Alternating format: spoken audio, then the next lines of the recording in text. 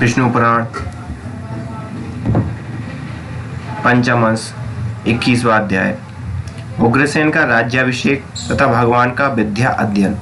श्री पराशर जी बोले, अपने अति अद्भुत कर्मों को देखने से वसुदेव और देवकी को विज्ञान उत्पन्न हुआ। देखकर भगवान ने यदुवंशियों को मोहित करने के लिए अपनी वैष्णवी माया का विस्तार किया और बोले, हे माता, हे पिताजी बलराम जी और मैं बहुत दिनों से कंस के भय से छिपे हुए आपके दर्शनों के लिए उत्कंठित थे। सो आज आपका दर्शन हुआ। जो समय माता पिता की सेवा किए बिना बीतता है वह असाधु पुरुषों के लिए आयु का भाग व्यर्थ जाता है। हे तात, गुरु देव ब्राह्मण और माता पिता का पूजन करते रहने से देहधारियों का जीवन सफल हो जाता है। अतः हे तात, कंस के वीर्य और प्रताप से भीत हम परवशों जो कुछ अपराध हुआ हो सो वह क्षमा करें। श्री पराशर जी बोले, राम और कृष्ण के इस प्रकार कह माता पिता को प्रणाम किया और क्रमशः समस्त यदु वृद्धों का यथा योग्य अभिवादन कर पूर्ववासियों का सम्मान किया। उस समय कंस की पत्नियां और माताएं पृथ्वी पर पड़े हुए मृतक कंस को घेरकर दुख शोक से पूर्ण हो विलाप करने लगी। तब कृष्णचंद्र ने भी अत्यंत पश्चाताप से बेहल हो स्वयं आंखों में आंसू भरकर उन्हें अनेकों प्रकार से ढांढस बंधाया। तदनंतर श्री मधुसूदन ने उग्रसेन को बंधन से मुक्त किया और पुत्र के मारे जाने पर उन्हें अपने राज्य पद पर अभिषिक्त किया। श्री कृष्णचंद्र द्वारा राज्य अभिषिक्त होकर यदुश्रेष्ठ उग्रसेन ने अपने पुत्र तथा और भी जो लोग वहां मारे गए थे उन सबके और्ध्वदैहिक कर्म किए। और्ध्वदैहिक कर्मों से निवृत्त होने पर सिंहासन रूढ़ उग्रसेन से श्री हरि बोले, हे प्रभु, हमारी योग्य जो सेवा हो उसके लिए हमें निशंक हो आज्ञा दीजिए। ययाति का श्राप होने से यद्यपि हमारा वंश राज्य का अधिकारी नहीं है, तथापि इस समय मुझ दास के रहते हुए राजाओं को तो क्या आप देवताओं को भी आज्ञा दे सकते हैं। श्री पराशर जी बोले, उग्रसेन से इस प्रकार कह कार्य सिद्धि के लिए मनुष्य का रूप धारण करने वाले भगवान श्री कृष्ण ने वायु का स्मरण किया और वह उसी समय वहां उपस्थित हो गया। तब भगवान ने उससे कहा, हे वायु, तुम जाओ और इंद्र से कहो कि हे वाशव, व्यर्थ गर्भ छोड़कर तुम उग्रसेन को अपनी सुधर्मा नाम की सभा दो।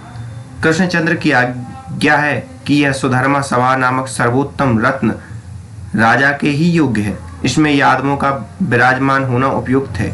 श्री पराशर जी बोले, भगवान की ऐसी आज्ञा होने पर वायु ने यह सारा समाचार इंद्र से जाकर कह दिया और इंद्र ने भी तुरंत ही अपनी सुधर्मा नाम की सभा वायु को दे दी।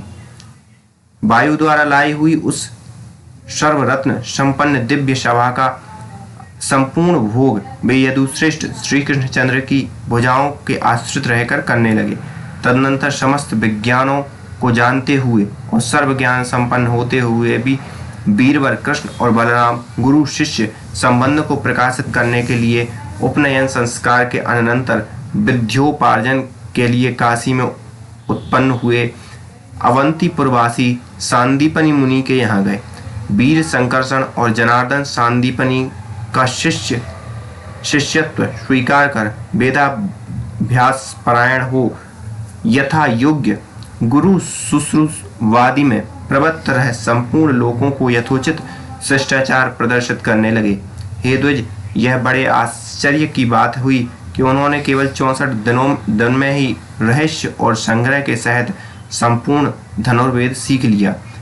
सांदीपनि ने जब उनके इस असंभव और अति मानुष कर्म को देखा तो यह समझा कि साक्षात सूर्य और चंद्रमा ही मेरे घर आ गए हैं।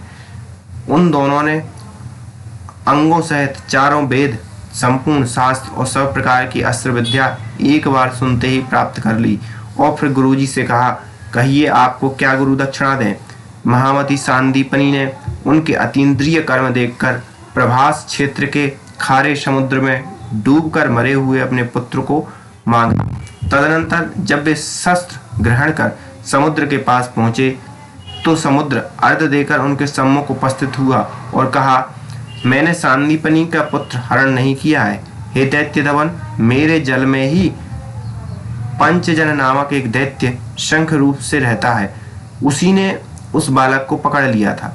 श्री पराशर जी बोले, समुद्र के इस प्रकार कहने पर श्री कृष्णचंद्र जल के भीतर जाकर पंचजन का वध किया और उसकी अस्थियों से उत्पन्न हुए शंख को ले लिया, जिसके शब्द से दैत्यों का बल नष्ट हो जाता है, देवताओं का तेज बढ़ता है और अधर्म का क्षय हो जाता है।